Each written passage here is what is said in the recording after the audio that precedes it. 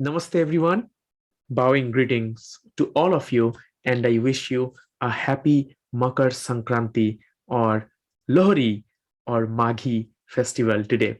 Now, today in this session, we are going to listen to episode 2 of the series of 100 tales from the Puranas. And today's tale is Viṣṇu kills Madhu and Kaiṭabha. Now, if you have not seen the very first and the introductory session of this or the episode of this series, do watch this video here to get caught up. And that was the enchanting tale of Brahma begins creation. And today, the episode 2 is Viṣṇu kills Madhu and Kaiṭabha.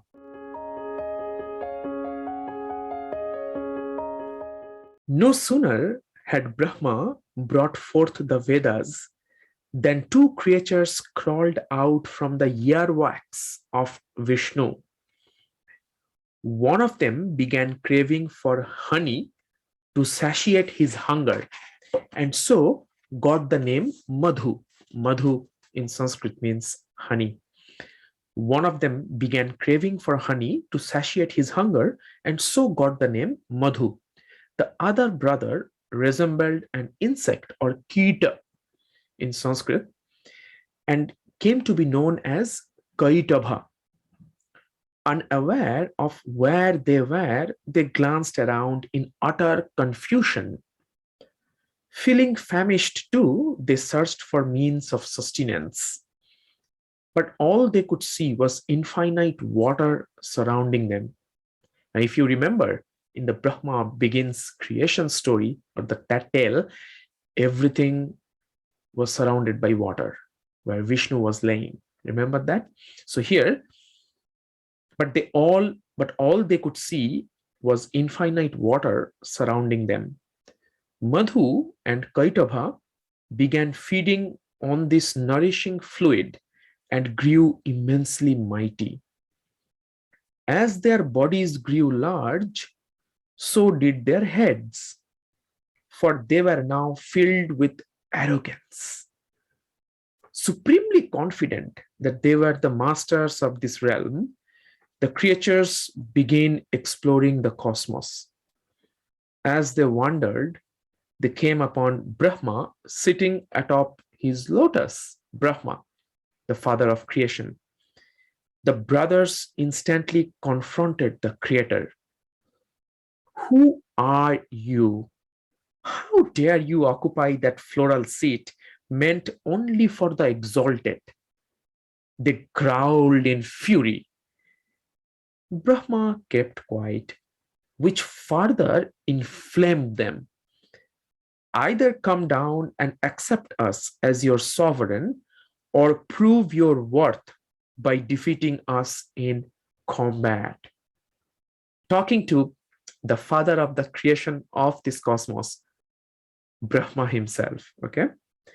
When the creator did not comply, Madhu and Kaiṭabha began shaking the lotus stem to topple him.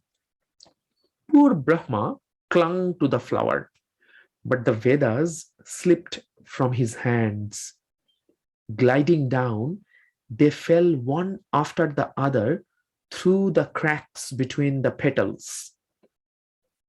The brothers hid them under water and began threatening to decimate everything that Brahma had brought into existence so far. Panicking, the creator now turned to Viṣṇu, of course, the preserver. O protector of the universe, I beseech you to come to my aid. Are you not aware that I am no match for creatures born even from your dirt? How can I carry out my appointed task of creation if you do not ensure my safety? Well, fair enough. Why must we draw a circle if the ends cannot meet? Do you hear me, Lord? Do you hear me? Alas, The preserver had already entered Yoga Nidra, the deep state of relaxation, which is called also the yogic sleep. That dreamless state between being awake and asleep that made him oblivious to everything. Brahma kept shrieking, but Viṣṇu barely stirred. Madhu and Kaiṭabha began cackling, but Viṣṇu remained impervious. Finding no other recourse, the creator now invoked Nidra, or sleep, to awaken the god. O Nidra, it's by your power that Narayana has fallen asleep. Pray, liberate him from your embrace. Let him rid us of these two brothers whose senses have overpowered them, who are so smitten with what they are seeing that they are wrongfully coveting it. Release him, Nidra, release him. Nidra responded to the plea, and the preserver opened his lotus eyes. Seeing Brahma's predicament, he realized at once that all of creation was in peril.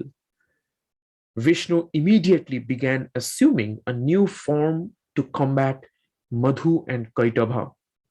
Brahma gazed at that lustrous mane, that equine avatar, or in Sanskrit, avatara.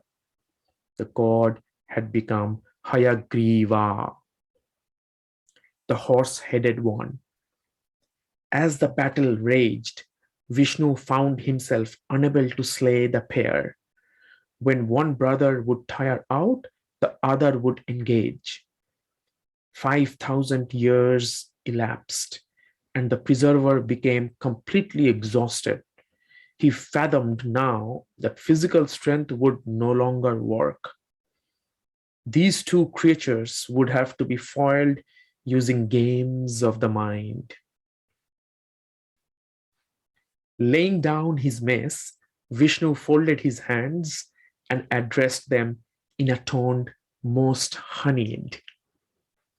Bravo!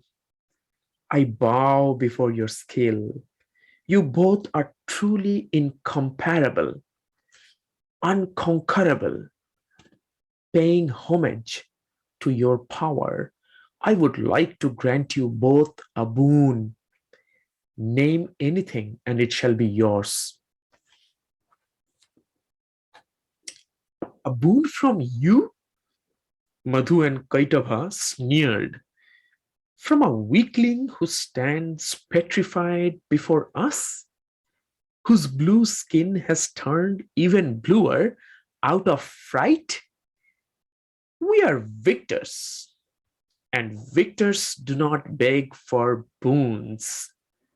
They hand them out in charity. Ask for a boon. Ask and you shall have it. Anything? Anything. This was the exact turn of events Viṣṇu was awaiting. The cue had arrived. His face seized into a disarming smile. Grant me then that I may kill you both. Silence. As his words sunk in, the brothers realized that they had walked into a trap with eyes wide open. But word had been given and there was no going back.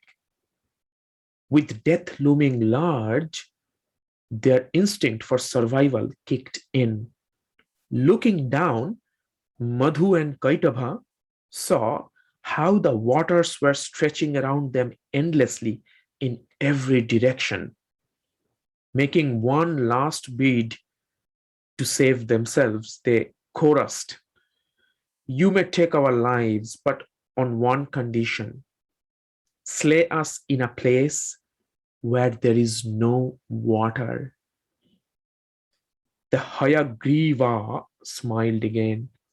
Spreading his arms, he began growing in size, larger and larger, larger and larger, larger and larger, until they could no longer see his face.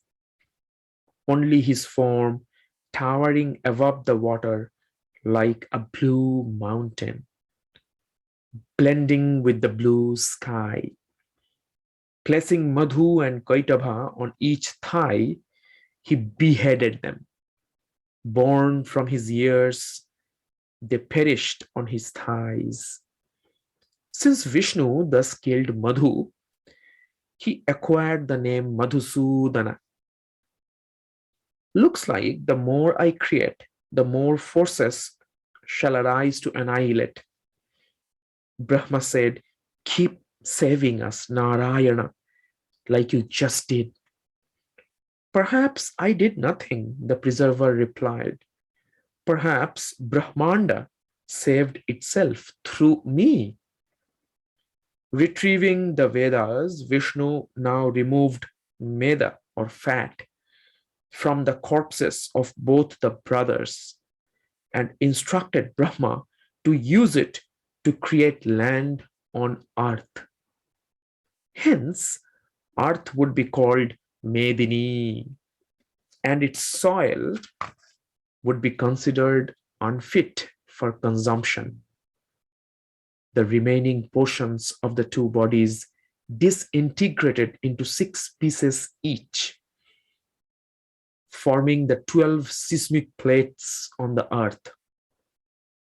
Perched atop his lotus, Brahma resumed creation, hoping that his path ahead would be tranquil from here on. But his troubles had only just begun.